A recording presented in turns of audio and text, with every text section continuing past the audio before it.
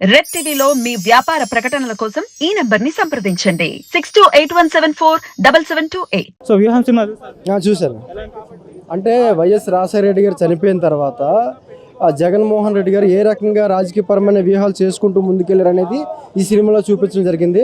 అదేవిధంగా చంద్రబాబు నాయుడు గారి క్యారెక్టర్ని చాలా అంటే కేవలం రాజకీయపరమైన వ్యూహాలు మాత్రమే నెగిటివ్ వ్యూహాలు చేస్తారనేది ఈ సినిమాలో చూపించడం జరిగింది.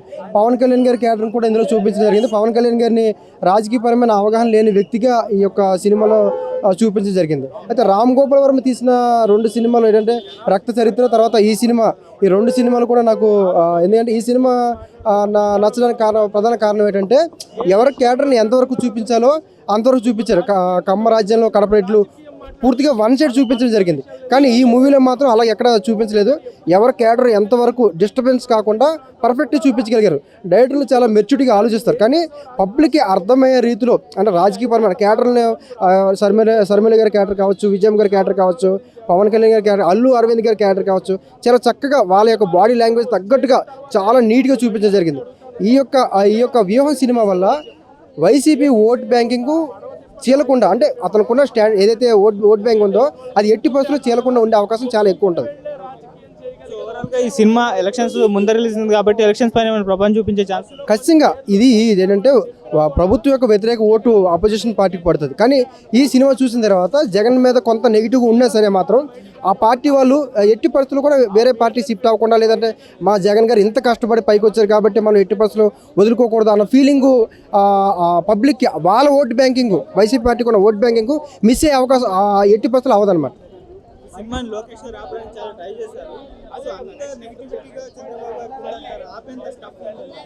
అంటే అది నేను చెప్పలేను. కానీ ఇక్కడ రామ్ గోపాల్ వర్మ గారు సినిమా రిలీజ్ అయ్యేటప్పుడు కూడా చెప్పారు, నేను క్యారెక్టర్ని విజిలేషన్ చేశాను తప్ప ఎవరిని క్యారెక్టర్ని అసోసియేట్ చేయలేదని చెప్పారు. కానీ ప్రాక్టికల్గా మాత్రం అందరికీ బాడీ లాంగ్వేజ్ కావచ్చు, డ్రెస్ కోడ్ కావచ్చు, కొంత నేమ్ చేంజ్ చేసినా సరే మాత్రం అది ఆ రకంగా చూపిస్తుంది. కానీ అయితే కమ్మరాజ్యంలో కడపరెట్లు చూపించినంత ఘోరంగా అయితే ఈ సినిమాలో అలా ఏం లేదు. మెయిన్ జగన్ని ఒక రియాలిటీగా ఏ రకంగా లీడర్షిప్ అయ్యారు అనేది మాత్రం ఎక్కువ చూపించారు. ఈ సినిమా మొత్తం కూడా జగన్ ఎమోషనల్ జర్నీ మాత్రమే ఎక్కువగా చూపించడం జరిగింది. 5కి 5 ఇస్తాను. టోటల్గా రామ్ గోపాల్ వర్మ ఒకే ఒక పాయింట్ ఏంటంటే ఆ డైరెక్టర్లు చాలా ఎడ్యుకేటెడ్గా ఆలోచిస్తారు. కానీ పబ్లిక్కి అర్థమయ్యే రీతిలో అంటే నేను రక్త చరిత్ర సినిమా నుంచి కూడా రామ్ గోపాల్ వర్మ సినిమా చూస్తున్నాను. అంటే పబ్లిక్ అర్థమయ్యే రీతిలో పొలిటికల్గా తీయడం చాలా టఫ్.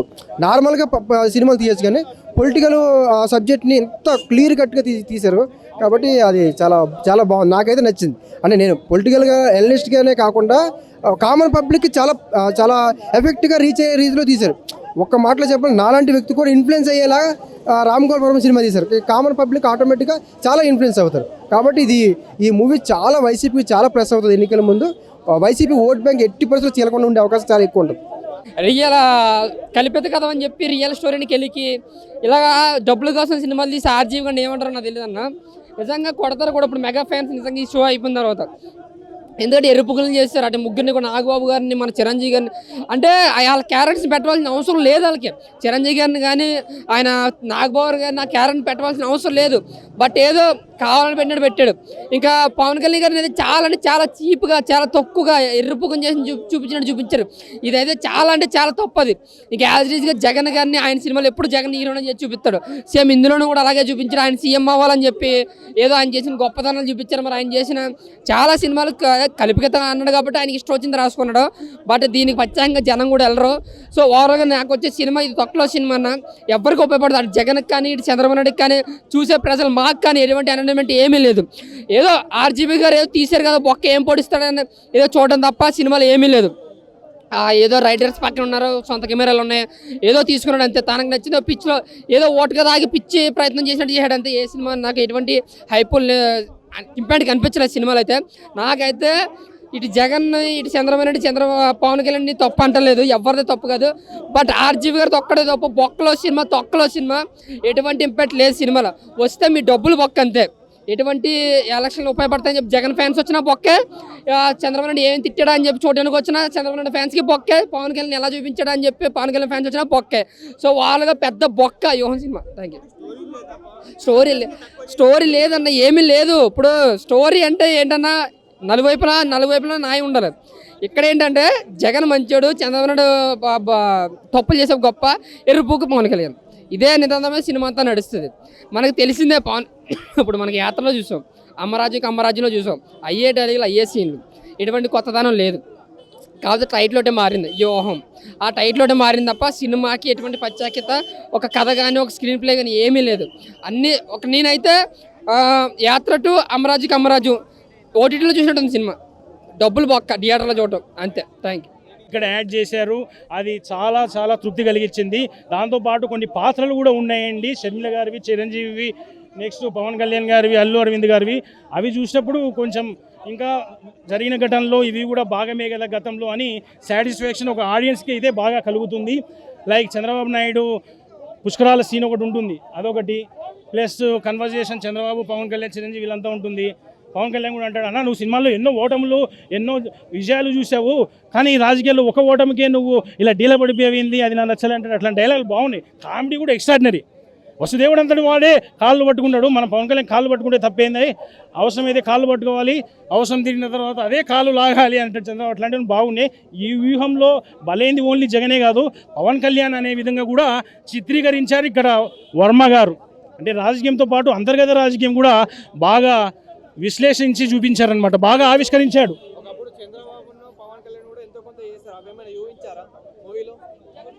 పవన్ కళ్యాణ్ గారు బయట సమాజ సేవ చాలా చేశాడు, చాలామంది చెప్పారు, అది మాత్రం 100% వాస్తవమే.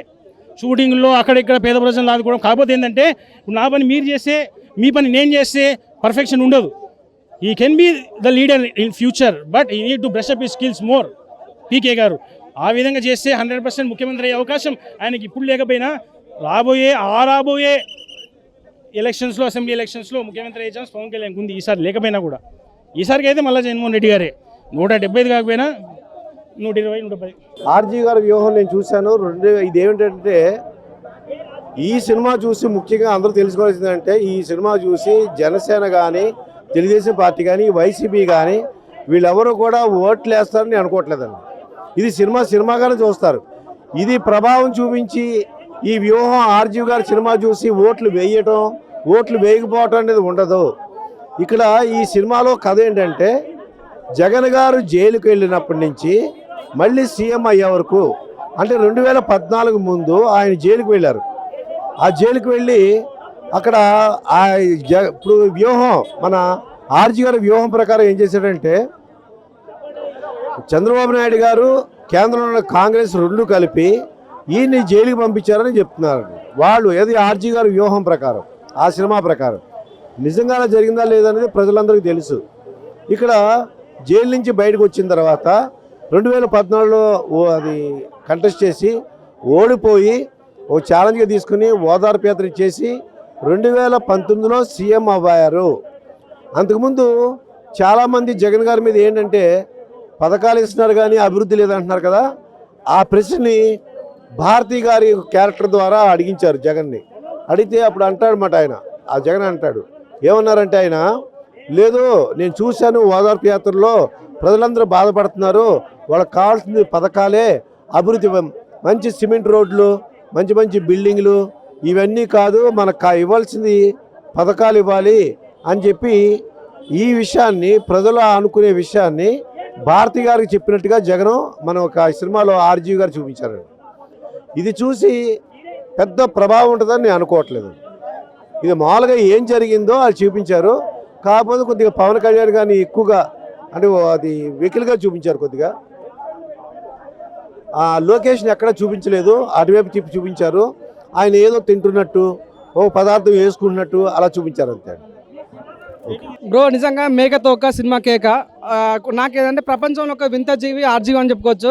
కానీ నాకు అక్కడక్కడ డిసప్పాయింట్ అయిన సినిమా గురించి మాట్లాడుతున్నాను, నేను రాజకీయాల మాట్లాడేది సినిమా గురించి మాట్లాడుతున్నా. సినిమా డైరెక్షన్ చాలా బాగా అనిపించింది, కొత్త చూపించారు. కానీ నాకు డిసప్పాయింట్ అయిన విషయం ఏంటంటే పవన్ కళ్యాణ్ చాలా హీనంగా చూపించారు, చాలా కామెడీగా చూపించారు. పవన్ కళ్యాణ్, చిరంజీవిని నిజంగా వాళ్ళంతా ఒక పెద్ద స్టాండ్ ఉన్న అట్లాంటి వ్యక్తిని చూస్తుంటే నాకు చాలా బాగా నచ్చింది. నిజంగా ఆర్జీవిని దండం పెడతాను, దయచేసి ఒక ఫ్యాన్గా అడుగుతున్నాను, పవన్ కళ్యాణ్ జోలికి రాకు ప్లీజ్. పవన్ క్రిటిసైజ్ చేస్తూ తీస్తే ఇదేమైనా హెల్ప్ అవుతుందా వాళ్ళకి? సో 100% నేను చెప్తాను బ్రో, చాలా సినిమాలు చూస్తాం. పవన్ కళ్యాణ్ ప్యాకేజ్ పవన్ కళ్యాణ్ ప్యాకేజ్ కాదు, ఆర్జీవీ ప్యాకేజ్ ప్యాకేజ్ తీసుకొని పాటు విఎం సినిమా తీశాడు. సో నిజంగా సినిమా మొత్తం చూడడం బ్రో, ఎప్పుడు సార్ జగన్ లేపడం తప్ప ఏం లేదు, డొల్లా లోపల ఏం లేదు, డొల్లా అన్నట్టు నిజంగా. సో నిజంగా చాలా మాకు హట్టింగ్ అనిపించింది. యాజ్ పవన్ కళ్యాణ్ ఫ్యాన్ గా కొద్దిగా హట్టింగ్ అనిపించింది బ్రో. సినిమా పరంగా ఓకే, కానీ పవన్ కళ్యాణ్ ఓట్కా తాగి తీసిన సినిమా 100% ఓట్ బ్యాంక్ మదన్ అంటున్నారు, అక్కడేమో జగన్ చూపిస్తున్నారు, విఎస్ఆర్సీపీ అంటున్నారు, వైఎస్ఆర్సీపీ ఫ్లాగ్ చూపిస్తున్నారు, ఈయన ఫోటో చూపిస్తున్నారు జగన్ గా. ఇదేమైనా కొంచెం ఓట్కా తాగి తలతిక్కగా తీసిన సినిమాలా అనిపిస్తుంది? ఓడక తాగిన ఫీలింగ్ వచ్చిందంటే అసలు ఏం చెప్తాను బ్రో, ఓవరాల్ గా సినిమాని జగన్ లేపుదామని ఉద్దేశంతో వచ్చాడు. నిజంగా తన ఓవరాల్ ప్యాకేజ్ తీసుకుని వచ్చాడు.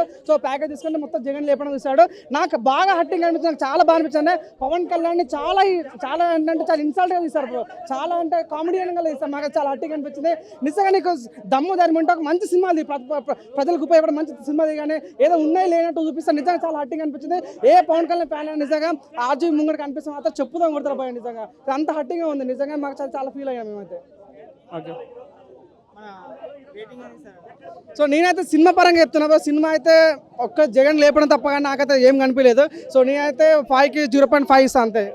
ఓకే.